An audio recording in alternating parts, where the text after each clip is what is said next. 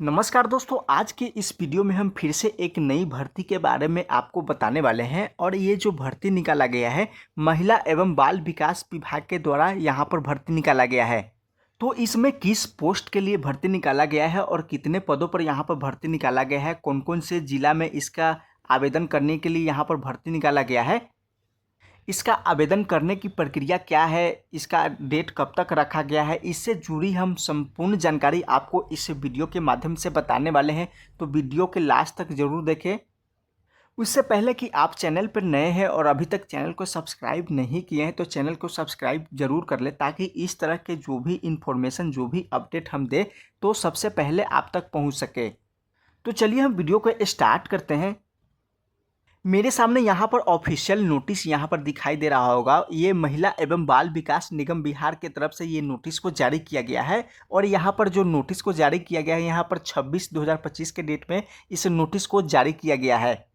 उसके बाद यहाँ पर दिया गया है कि महिला एवं बाल विकास निगम अंतर्गत संचालित मिशन शक्ति योजना अंतर्गत 11 नए वन स्टॉप सेंटर, जिसमें यहाँ पर जिला का नाम दिया गया है मुजफ्फरपुर, गया, पूर्वी चंपारण, पश्चिमी चंपारण, पूर्णिया, कटिहार, रोहतास, मधुबनी, कैमूर, औरंगाबाद तथा जमुई के लिए संविदा आधारित निम्न रिक्त पदों पर योग्य अभ्यर्थियों से आवेदन आमंत्रित किए जाते हैं। यानी ये जो बहाली किया जाना है महिला एवं बाल विकास योजना के द्वारा, यहाँ पर एक योजना चलाया जा रहा है जिसका नाम है मिशन शक्ति योजना। इस योजना के अंतर्गत इन सभी जिलों में जहाँ यहाँ पर सभी जिले का नाम दिया गया है, जिस भी जिले में यहाँ पर बहाली किया जाना है यहाँ पर उन जिलों का नाम दिया गया है। और जिस भी पदों पर यहाँ पर बहाली किया जाना है यहाँ पर सभी पदों का नाम दिया गया है। इस पदों के लिए यहाँ पर आवेदन लिए जाएंगे। और ये आपको बता दें कि ये संविदा आधारित यहाँ पर आवेदन, यानी ये जो भर्ती होने वाला है संविदा के आधार पर होने वाला है। इसमें आपको पूरा क्लियर कर दिया गया है।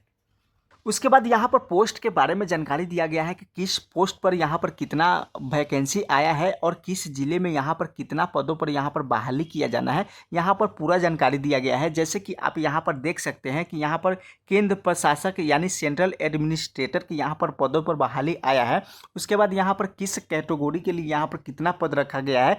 जैसे कि यहाँ पर जनरल कैटेगरी के लिए यहाँ पर 5 सीटों पर बहाली आया है। उसके बाद SC के लिए यहाँ पर 2 है। उसके बाद ST के लिए यहाँ पर 0 है। EBC के लिए यहाँ पर 2 है। उसके बाद BC कैटेगरी के लिए यहाँ पर 1 पदों पर यहाँ पर बहाली किया जाना है। उसके बाद यहाँ पर EBC कैटेगरी के लिए यहाँ पर 1 पदों पर यहाँ पर बहाली किया जाना है। और यहाँ पर कुल मिलाकर 11 यहाँ पर सेंट्रल एडमिनिस्ट्रेटर के पदों पर यहाँ पर बहाली किया जाना है। और प्रत्येक जिला में 1-1 पदों के लिए यहाँ पर बहाली किया जाना है।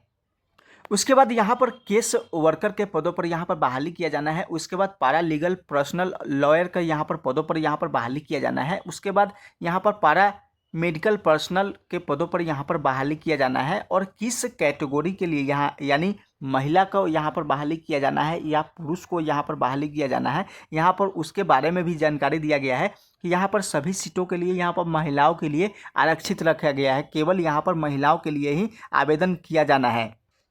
उसके बाद यहाँ पर देखेंगे कि मनोसामाजिक परामर्शी के यहाँ पर पदों पर यहाँ पर बहाली किया जाना है। उसके बाद कंप्यूटर ज्ञान युक्त कार्यालय सहायक यानी office assistant with computer operator के पदों पर यहाँ पर बहाली किया जाना है। कंप्यूटर नॉलेज के पदों पर यहाँ पर बहाली किया जाना है। और कुल यहाँ पर मिला करके सभी जिलों के मिलाकर के कुल यहाँ पर 77 पदों पर यहाँ पर बहाली निकाला गया है। जैसे कि आप कैटेगरी बाई यहाँ पर जानकारी दिया गया है, आप यहाँ से देख सकते हैं। यहाँ पर टोटल कैटेगरी बाई जानकारी दिया गया है कि जनरल कैटेगरी के लिए यहाँ पर कुल मिलाकर 33 पदों पर बहाली किया जाना है। उसके बाद SC के लिए यहाँ पर 13 पदों पर बहाली किया जाना है। उसके बाद ST के लिए यहाँ पर 1 पदों पर बहाली किया जाना है। उसके बाद EBC कैटेगरी के लिए यहाँ पर कुल 14 पदों पर बहाली निकाला गया है। उसके बाद BC कैटेगरी के लिए कुल 8 है। उसके बाद WBC कैटेगरी के लिए 1 है। उसके बाद EWS कैटेगरी के लिए कुल 7, यानी कुल मिलाकर 77 पदों पर यहाँ पर भर्ती निकाला गया है। उसके बाद हम नीचे की तरफ स्क्रॉल करेंगे तो यहाँ पर दिया गया है कि आपको आवेदन कैसे करना है और कब से कब तक आपका आवेदन यहाँ पर लिया जाएगा। यहाँ पर दिया गया है, जैसे कि आप देख सकते हैं कि आवेदन भरने एवं अन्य विवरण प्राप्त करने के लिए आधिकारिक वेबसाइट यहाँ पर वेबसाइट दिया गया है, देखा जा सकता है। यानी आपको किसी भी तरह के जानकारी प्राप्त करना है तो आप इस वेबसाइट के माध्यम पर जा करके आप यहाँ से जानकारी को प्राप्त कर सकते हैं। उसके बाद यहाँ पर दिया गया है आवेदन हेतु लिंक 26/6/2025 को 11 बजे से खुल जाएगा। यानी इसका आवेदन करने की प्रक्रिया 26/6 से स्टार्ट हो गया है, आप भी आवेदन कर सकते हैं। उसके बाद यहाँ पर दिया गया है कि आवेदन केवल ऑनलाइन माध्यम से स्वीकार किए जाएंगे और आवेदन ऑनलाइन प्राप्त करने की जो अंतिम तिथि रखा गया है 18/7/2025 रखा गया है। यानी अगर आप भी इस फॉर्म को फिलअप करना चाहते हैं तो आप 26/6/2025 से लेकर के 18/7/2025 तक ऑनलाइन के माध्यम से आप आवेदन कर सकते हैं। उसके बाद यहाँ पर सभी पोस्ट वाइज यहाँ पर क्या शैक्षणिक योग्यता रहने वाला है उसके बारे में यहाँ पर जानकारी दिया गया है। जैसे यहाँ पर दिया गया है कि सेंट्रल एडमिनिस्ट्रेटर के पदों पर क्या बहाली के लिए क्या यहाँ पर योग्यता रखा गया है, तो उसके लिए यहाँ पर कानून, समाज कार्य या समाज शास्त्र, मनोविज्ञान, समाज विज्ञान में अगर आप स्नातकोत्तर पास है तो आप इस फॉर्म को फिलअप कर सकते हैं। उसके बाद यहाँ पर कार्य अनुभव तथा प्राथमिकता के बारे में यहाँ पर दिया गया है। अगर आप गैर सरकारी सरकारी योजना कार्यक्रम के अंतर्गत आप किसी भी संस्था से जुड़कर आप 5 वर्षों तक काम किए हैं या आपके पास 5 वर्षों का अनुभव है तो आपको यहाँ पर प्राथमिकता दी जाएगी। उसके बाद यहाँ पर दिया गया है कि जिस भी ज़िले के लिए यहाँ पर भर्ती निकाला गया है, अगर आप उस ज़िले से आते हैं और आप आवेदन करना चाहते हैं तो आपको सबसे पहले आपको स्थानीय यहाँ पर अभ्यर्थी को यहाँ पर प्राथमिकता दिया जाएगा।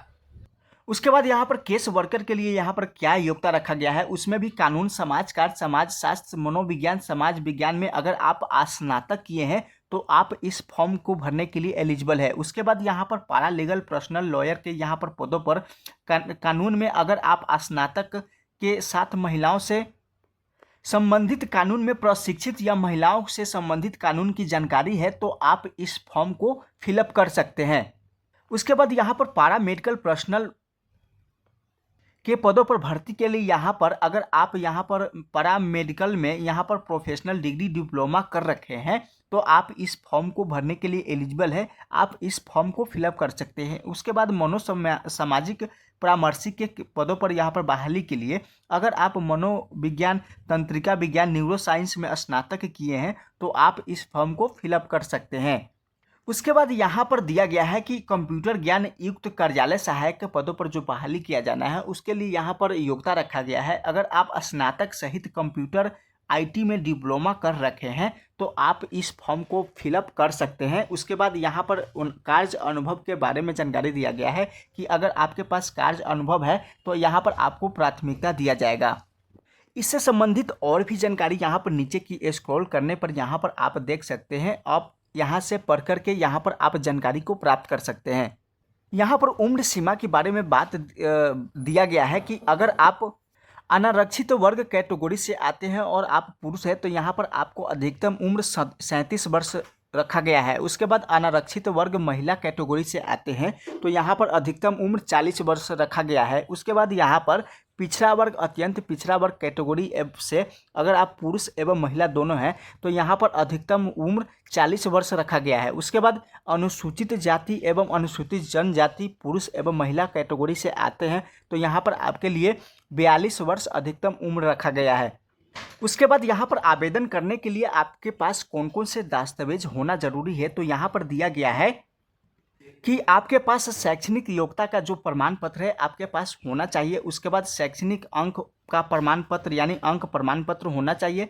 उसके बाद अगर आपके पास कार्य अनुभव प्रमाण पत्र है, अगर आपने किसी संस्था से जुड़कर काम किए हैं तो उसका कार्य अनुभव है तो आपके पास यहाँ पर आप कार्य अनुभव प्रमाण पत्र को यहाँ पर लगा सकते हैं। उसके बाद आरक्षण संबंधी प्रमाण पत्र, अगर आप आरक्षण का लाभ लेना चाहते हैं तो आपको यहाँ पर आरक्षण का प्रमाण पत्र यहाँ पर लगाना पड़ेगा। उसके बाद यहाँ पर पहचान पत्र के रूप में जैसे कि आपके पास Aadhaar card, PAN card, driving licence यानी वोटर कार्ड यहाँ पर आपको यहाँ पर लगाना पड़ेगा। यहाँ पर आपको मूल प्रति के साथ साथ उसका जीरोक्स कॉपी अभिप्रमाणित करते हुए आपको यहाँ पर साक्षात्कार के समय निश्चित रूप से आपको लेकर के जाना पड़ेगा। इससे संबंधित और भी जानकारी दिया गया है जैसे कि आप नीचे की तरफ स्क्रॉल करके आप यहाँ से जानकारी को प्राप्त कर सकते हैं। अगर आप भी इस फॉर्म को फिलअप करना चाहते हैं तो इसका ऑनलाइन आवेदन करने की प्रक्रिया स्टार्ट हो गया है 26/6/2025 से लेकर के 18/7/2025 तक आप इस फॉर्म को फिलअप कर सकते हैं। इसका फिलअप करने का फॉर्म को फिलअप करने के लिए यहाँ पर आधिकारिक यहाँ पर ऑफिशियल वेबसाइट दिया गया है। आप इस ऑफिशियल वेबसाइट पर जा करके आप आवेदन कर सकते हैं। यहाँ पर जिस भी ज़िले के लिए यहाँ पर बाहर निकाला गया है, यहाँ पर सभी ज़िले का नाम दिया गया है। आप यहाँ से यहाँ पर जानकारी को प्राप्त कर सकते हैं, यहाँ पर देख सकते हैं। अगर आप भी इस पीडीएफ को डाउनलोड करना चाहते हैं तो आप हमारे टेलीग्राम चैनल को ज्वाइन करके आप इस पीडीएफ को डाउनलोड कर सकते हैं। पीडीएफ को डाउनलोड करने के लिए टेलीग्राम चैनल का लिंक इस वीडियो के डिस्क्रिप्शन में दे दिए हैं। आप यहां से जा करके आप टेलीग्राम पर जा करके इस पीडीएफ को डाउनलोड करके आप पूरी जानकारी को देख सकते हैं और इस पीडीएफ को डाउनलोड कर सकते हैं। बस आज के लिए इतना ही। फिर मिलेंगे एक नई जानकारी एक नई वीडियो के साथ। तब तक के लिए धन्यवाद।